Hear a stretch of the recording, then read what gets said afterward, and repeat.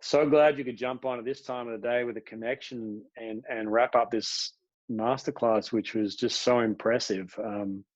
You really tail ending this summit in with such professionalism, and so to keep the message of your well, you had 4 C's in there, but obviously the third C being connection, and one of the takeaways I got there about was gratitude, and so I want to express the gratitude of probably the students that would be watching your masterclass, and obviously Rod and myself and the other presenters who will get to watch the compilation of ideas that you collaborated and the complex that you turned into something simple. So first of all, thanks very much for doing that.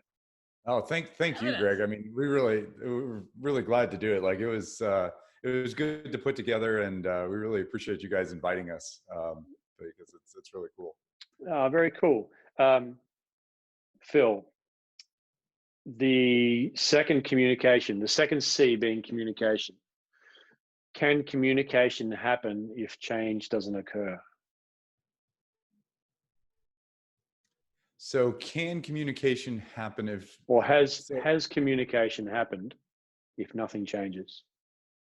Yeah, I think that's probably my fundamental point of communication that I may not even articulated in this is the whole purpose of communication is to get behavior change. If you're not getting behavior change, I think it can occur, but you have not achieved your objective. Okay. Mm-hmm. So I can communicate to you, but if I haven't gotten your behavior change that I'm desiring, it's not been effective. Yeah.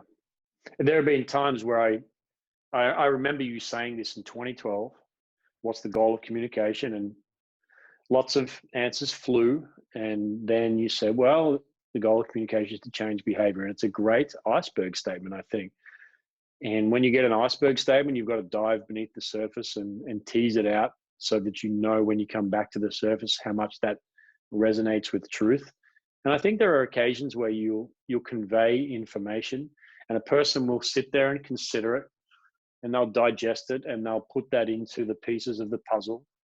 And when they've masticated on it and chewed it up and swallowed it, they will eventually say, I can see how that's a valuable piece of information that you've given me, but I'm still not going to change my behavior. And I think on those occasions, you feel grateful that they've at least considered what you've got to say. But I agree with you. I think it's you kind of think, was it worth me actually communicating to you then if nothing's going to change, Yeah. I think what people have to realize though too is, and this goes into negotiation, and we cover this in our negotiation classes, is that it is rarely that we just one time, one shot, I get this big light bulb moment for the other person. It usually takes about a half a dozen repeated exposures and a lot of consistency before that behavior change occurs. Because I always, my wife and I deal with this a lot. I'll mention something to her like, hey, I have this idea. And then I won't say anything for 6 months on it, but I'm thinking on it. Right. And then suddenly I'll just, be like, oh, we should do this. And it's about 180 degrees of what I said 6 months ago. And she's like, wait a second, you've been thinking about this for 6 months. I've been thinking about this for 6 minutes, give me some time here. And I think that's when the farther down the road we get in our expertise, the more likely we are to just assume that everybody has our knowledge. Jenna, you kind of hit me on this a lot. What do you think there? I think you're making a really good point of like, sometimes it's multiple exposures to it. Cause I think the first thing that you really have to do is change someone's viewpoint. Right.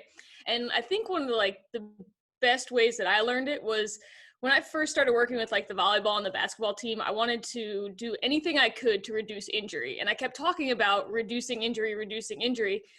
But the coach couldn't necessarily hear that because, again, I wasn't necessarily talking wins. I wasn't necessarily talking like improved statistics or anything like that. The second that I changed how I was communicating and started talking, you know, if we do this, like we can improve their vertical jump and do things like that, suddenly it was like a whole different conversation. So I think it is a little bit of like repetition, but then it's also learning what doesn't work sometimes, because I wasn't necessarily changing what I was trying to do, but I was definitely changing my messaging towards the end when I was actually successful with the coaches. Yeah, and I think What I got that's from what you were that's a, saying, Jenna, was that you're meeting them where they're at rather than where Mhm. you're at. That's where that real Right. big shift occurred. Yeah, exactly. Because I know, like, if we reduce injuries and the best players are on the floor, like, obviously we're going to win. But that was a really big jump for the coaches and everybody else. Because, like Phil was saying, I was at that point of, like, yeah, we're going to have the starters in the game the entire time. And the coach was thinking not the same thing I was. Phil, what were you saying just then about your wife wanted you to perhaps explain it a bit more or digest it or to tease it out a little bit or give her some time? What was that you were saying?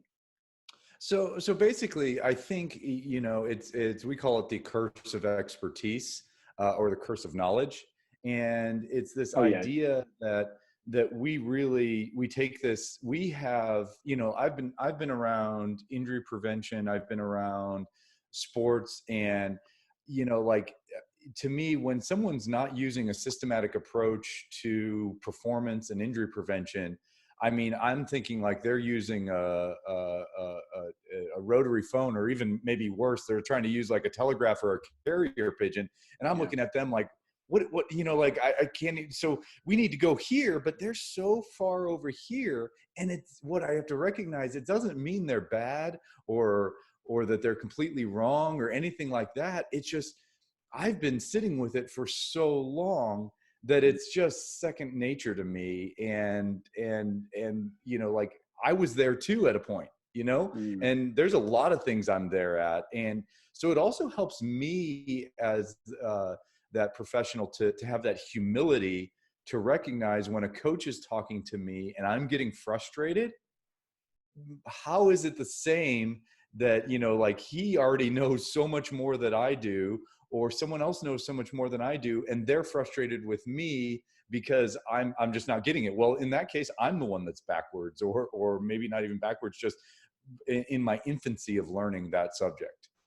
And I think your first C allows you to have fewer of those occasions, because if you're competent, particularly in that fifth category, with being skill or sports specific skill, because I think by the time you've got, well, many of us start from that fifth element, that sports specific skill, but not all of us do, particularly if you come to volleyball or basketball and that wasn't your sport at a junior level. But if you meet those competencies of diagnosis and understanding of your entry point and being able to then intervene and remeasure that you're doing so, then the sports specific understanding allows you to sit in front of that coach and have fewer frustrations, because the coach can say to you, this is what I need. And you know that you've got the competence to say, I can give you that. And typically you end up, like Jenna was saying, switching your argument to being one of success and efficiency in achieving that success. And you almost feed them those two lines, knowing that they come back and say, so how are you going to make our players safe so that we can achieve that? And it turns out that they actually tell you about injury prevention and it's their idea, and it's diplomacy 101. And so I think the competency that you describe, and then having that pivot that Jenna was saying of moving towards what does it mean for them to have success, they end up coming back to ask you for the very thing that you probably want to tell them anyway, which is we really need to keep these guys free of injury. And I remember, Phil, you saying one day to me that in a very, very competitive market, your edge could actually just be keeping the talent on the field and on the court. Absolutely. And it goes, I think, and maybe it's just a theme or a passion for me this morning, but is that humility, you know, again, because if I know I've got like this much knowledge in the sport coaching realm compared to the coach, if I just recognize that for a second, and not only recognize it, but acknowledge it verbally to the coach, we suddenly have gone from here to here. And when we can be that way, or even, here to here, where I'm like, hey, you're the coach, what can I help you with, is a whole different place than I can help you with this, I can help you with that, I can, it's like, oh, just what can we do to help you? That's a great question. It comes back to your gratitude and be willing to serve. Yeah. Absolutely. I was thinking, Greg, it's that idea of you give before you get. Yeah, and you give without any desire to get, because it's altruistic, I know, but the giving is really what you came here for. This is the reason that you're in this profession, is to make people's lives better. You didn't start to get, and if you did, you probably haven't got to this point. So, Greg, I can't emphasize that enough. When I look at people who have been brilliantly successful in, I'll just say life, whatever profession that they're in, they first seek to serve, and they first seek to give, and then they get so much more. And the people that get frustrated, and the people who get just kind of, just seem to not go where they want to go, they're seeking themselves first. And that's a huge thing. And I'll tell you that I've run into that myself. The more I think the more, when I finally give up and just do it because it's for the good of humanity, or the good of whoever I'm trying to do it for, that's when it finally succeeds. Yeah. You said something in the connection element, and I've got a question for Jenna, and I've got a question for Phil. But there was something that you said, and I thought, oh, there is a line that I recall from a television series called House of Cards, which is discontinued. But Kevin Spacey had he had a journalist, and she was a concubine, and she was very grateful for the access that he gave her to the White House so that she could get them great stories. And she said she was so grateful. And he just said to her, if you keep being valuable, and that's the best way to show gratitude. And it resonated with me, because you were saying that you recommend people should show up so much that when they're not there, it's felt. And you do that consistently, and you be grateful that you can be helpful. And I think that gratitude of being helpful suddenly makes you valuable when you're not present. And so, maybe we throw a lot of lines around, and you put these presentations together, and you discard 70% of the things you probably were going to say, and you end up with a few things, and just know that there are some pretty powerful lines in some of those things you said. So that was cool. Which brings me to my question. What are the things that you two have done that would seem like a hustle to keep your connections going? So, Phil, you would have had to hustle and keep your connections growing many, many years before Jenna. So Jenna, I'll start you off. What do you do now to hustle to keep your connections consistently? Yeah, so I think, what Phil said in his part of like continuing to show up, I think especially as like when I was a new grad, and even now, like just your consistent presence is a lot, and that goes a long way. Especially like when I took over the volleyball team, I didn't know any of the players, and they didn't know me. And it was just kind of like, if you're hurt, you'll see Jenna. If you're not, then you won't. And it was a weird position to be in. And I remember starting to go to the volleyball games, and like I would say hi, and they would be like, I think that's our PT. I don't really know. And I just kept doing that consistently. And by the end of the season, if I was like 5 minutes late because I was getting out of the clinic, I was, getting a text from the trainer that was like, hey, where are you? The girls are looking for you. So I think that goes a long way. And then I also think like it can be really awkward when you're trying to make relationships initially, and you don't want to, ask somebody for something, and you don't want to put somebody else out. But if you just keep offering, you get put in a lot of positions where you get to do some really cool things. And a lot of times it's not even like you can perceive or you can predict where those opportunities are going to come from. You just kind of do things, and then the next time an opportunity comes up, the person's like, oh, Jenna, helped me out with this podcast. I think she'd be great for yours. And it's like one thing builds to another. So I think showing up and just consistently offering whatever you're good at or whatever you like to do.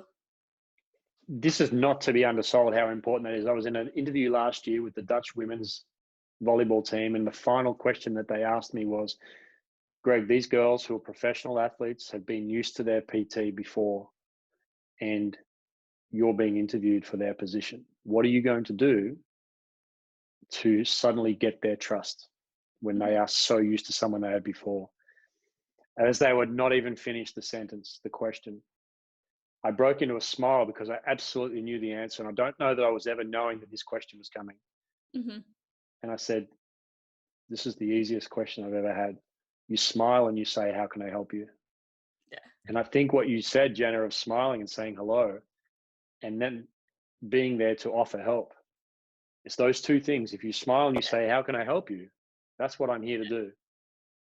It instantaneously garners a trust of, oh, okay, if I need you, I'll get there. And if I don't, I won't, but I'll come back to you later. So exactly.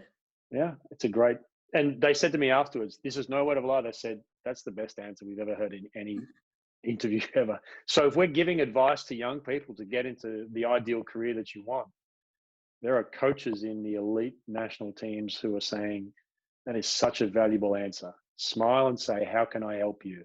Mm-hmm. Yeah. All right, Phil, you're up. You've been in this game a lot longer than us. Yeah. I'll just throw one point out on top of that. Sure. Is for people out there listening, it's going to take work and it's going to take effort, but if it feels like it's grinding work, you're on the wrong track. Yeah. It should feel actually like you want to do it and it's almost effortless work. Do you guys all agree with that or not? Because that's how I feel when I'm in that kind of zone. Yeah, I definitely agree with you. I think sometimes it starts off as feeling a little awkward. Like you're like, I don't know if I belong here. Like sometimes you're like, I don't know if I'm good enough for whatever I'm doing. But I think it should feel exciting. So I don't think it should feel like, so it might not feel super comfortable. But like you're saying, I think it should feel like, something that you're looking forward to doing. Yeah. Yeah, Greg, to follow on that, I guess I'm kind of on both sides of it, right? Like I've been the person who has been showing up, and now I it's really cool. I'm really blessed because people are showing up for me. And so I say it on both sides. I'll say to this day, I think it never stops showing up for your mentor. Or mentors. I mean, one of my mentors is a great cook, and I owe so much to him. And I will tell you, it doesn't even matter what he would ask me, or I would be around, I would do it in a heartbeat. I would do it with excellence, and I would do it as quickly as I could. Even though I'm great friends with him, he and I have a great relationship, I still view it as like, man, anything I can do, I'm happy to do it. And it doesn't even matter if I agree with it, if I like it, or if it's it's just like, hey, this is where we're at. I will say when, people, so it never stops.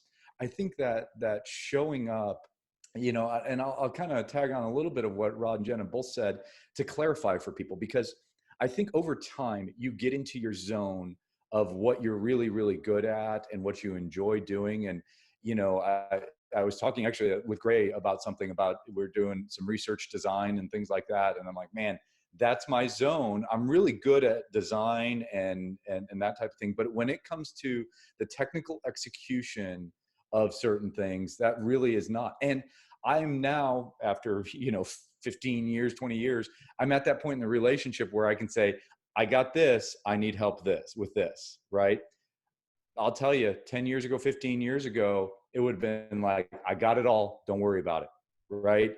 And, so I think there is a part of, you've got to do just what needs to be done, whether you're good at it, like it, or not, until you are at the point that you want to be. Like if you're not at the point you want to be, I don't think you have much choice in saying, like, hey, this is a good thing, I like this, or you just got to show up and you know, is it what the All Blacks talk about sweeping the shed, right? You know, Yeah. I don't think any of the players really, you know, like sweeping the shed or feel it's their mission or passion or that they're good at it or anything like that. It just needs to be done. Yeah. And I think what you're talking about is this ability to not miss things which are important from the outset, because later on, when that's your wheelhouse and that's what you always do, you didn't automatically gain that. You have to learn a system that says, I don't want to miss important things. And it speaks to being able to identify potential signatures of failure before you can be in the game long enough to use your signatures of success. And so Yeah. part of that is saying, okay, I've got to turn up and be consistent so that I'm really, really competent. So I've got to use those systems so I've got competency. Because once I've got competency, now I can be a greater servant to put people in the circumstance where they can deliver success.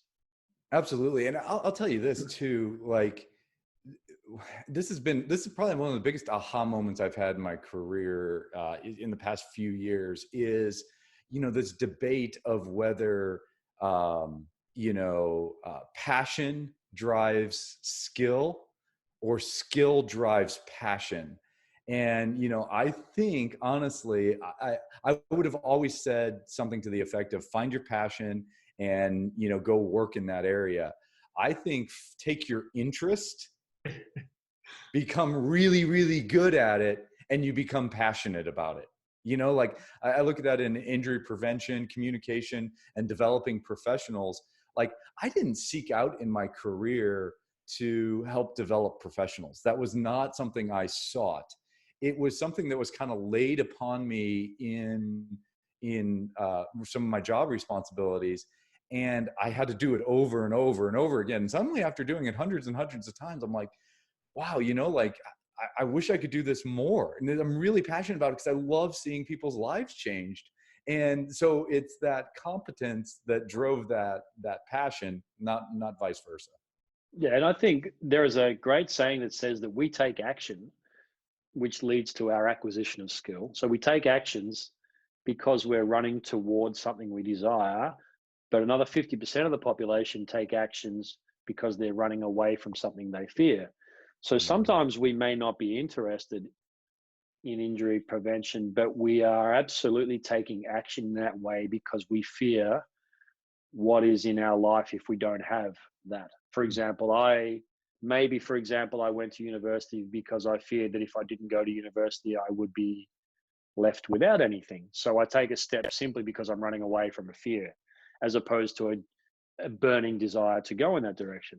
But eventually, whether we ran that way because of desire or whether we ran that way away from a fear, we end up with that skill. And so, you know, we know that there's many ways to skin a cat, and whether we're running from fear or running for desire, I think that you guys have provided a fantastic, simple system, which is the 3 C's.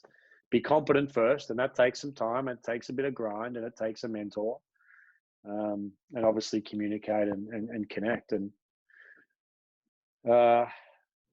brilliant little complex to simple presentation from you guys, and I thought it was very cool. Any final words from any of you? Not doesn't have to be final. I've got hours, but I'm sure you guys have got stuff to do. So, you know, I think that I just appreciate being on this with such a great group of folks. It is amazing to see the expertise among everyone and to see the passion among everyone. And I think my message is for everybody watching that, just like you can have that. Like you can have that career, like, you know, so you guys are sitting there, it's 10:30, you know, at night. You know, I assume you had a pretty long day already. I got a beer in hand, Phil. There you go. I mean, that's the thing. And here, Jenna's going, you know, treating a patient in you know, 45 minutes here. And, you know, the words I spoke here are my first words of the day, essentially. It's so early here, but we love to do it. And that's what I want everybody to do. Like, I want you to be like, oh my gosh, you know, like I get to We Yeah. get to do this today. I can't wait to talk to these great folks. So I think that's my message is it's possible. It's possible to get your dreams in sport or life or whatever. Yeah. I think, yeah, go I ahead. was just gonna say, going off of that, just the fact, like, yeah, it's possible to go after your dreams. It's also awesome to just have really good connections in the process. I know that I'm gonna be way more awake, way more excited, and looking forward to going into work way more, just having started my day like this than any other Friday. Well, So I think, most people say that to me every time they speak to me. Yeah. no, but I do, and I think that's a big part of those connections is not The just third like C is humility. Humility, yes. Yeah. yeah, Silent. but with connections, it being that like you have the people around you, and not just to like get you where you want to go, but to enjoy the process while you're going. So Yeah, I do appreciate getting to start my day with you guys. Yeah, that enjoyment's for sure. Go ahead, Rod. With that process, it doesn't actually have to be a rush. You don't have to get there tomorrow. Just enjoy the process. It's one of the things I say to people all the time. If you're on track, the process you'll enjoy, even though there's bits you won't enjoy, you'll enjoy it enough to stay on track. And it can take time. That's interesting you say that. I'll tell you, one of my values that I've identified in the past 5 years is collaborative creation. Mm-hmm. And I remember working with Gray on his FCS idea and just making that come to fruition. And about halfway through the process, it's a hard process. We're talking, I think Gray's been thinking about it for, over a decade, which is 5 years ago, over a decade before we started on it 5 years ago. And then it was over a 2-year process to research it and develop it. And I remember halfway through saying to him, gosh, this is fun. Why am I having so much fun with this? Because this is really hard. And we're running into so many roadblocks and coming to so many, but this is fun. And he said to me, he's like, you know what? He's like, when I first developed the FMS and we did that as a team, he's like, I was just fighting for what I believed in, but I didn't enjoy the process. I just was trying to get through the process to get to the end. And I said, that's exactly it. I said, with the Y balance test, like it was so much hard work and it mirrored what the FCS was, but I didn't enjoy the process. It is. And when I recognized that actually what I enjoy is not creating these things or helping, just changing people's lives, that's all good. But I enjoy doing it with other folks and getting that connection. Because I think, again, as we talk about that connection, like, could you imagine connection that's just genuine, not sought out because of what I'm going to gain from it? Now, it does start as just what I'm going to gain from it. But if you can get it to the level of, I just like being around and talking to these folks, man, that's where a satisfying life comes in. Yeah. One of our masterclass presenters, Scott Hobson, he sent me a message overnight and he said, hey, Greg, I'm just recently on a podcast. I thought you might want to listen to it. And so I wrote back and said, because I honored the fact that he invited me to listen to it, I immediately replied with, absolutely, I'm going to listen to that today. And I went for a walk and I drove, saw some clients, and I listened to the podcast there and I listened to the podcast on the way home. And the short story about that is he mentioned a book and it's called The 5 Faces of Genius. And it was his recommendation. And he talks about how you could easily knock it over in a day. But what comes out of this book is that you understand whether you are a sage or whether you are an observer or whether you are a connector. And I don't know the other two yet because I haven't read the book, but it effectively allows you to understand whether you're the kind of person who's able to connect the dots or whether you're the kind of person who does really well at observing and picking up the nuances, or whether you're the sage who makes complex simple. And I think now that you guys have talked about connection and with Scott bringing this book to the surface, I think maybe one of the strengths of having good connections is having people around you who complement you. Maybe you're a sage, but they're a connector. Maybe you're an observer, but you're meeting with the alchemist, who can put all the pieces together in the end and make it work.